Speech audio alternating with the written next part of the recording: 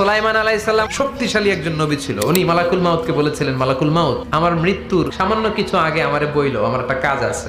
মালাকুল মাউত মৃত্যুর কিছু সময় আগে এসে বলল, সুলাইমান, টাইম ইজ আপ, সময় শেষ, অল্প কিছু সময় বাকি, কি করবেন করেন।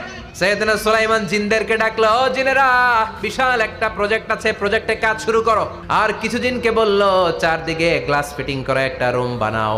সাইয়েদনা সুলাইমান আলাইহিস সালাম গ্লাস ফিটিং করা রুমের ভেতরে ঢুকলেন। এই রুমে ঢুকার দরজা নাই, হাতে একটা লাঠি নিলেন। কি নিলেন? লাঠির মধ্যে ভর করে দাঁড়িয়ে রইলেন আর জিনদের দিকে তাকিয়ে রইলেন। জিনেরা এত বদমাশ ছিল, সাইয়েদনা সুলাইমান দাঁড়িয়ে না থাকলে কাজ করতো না।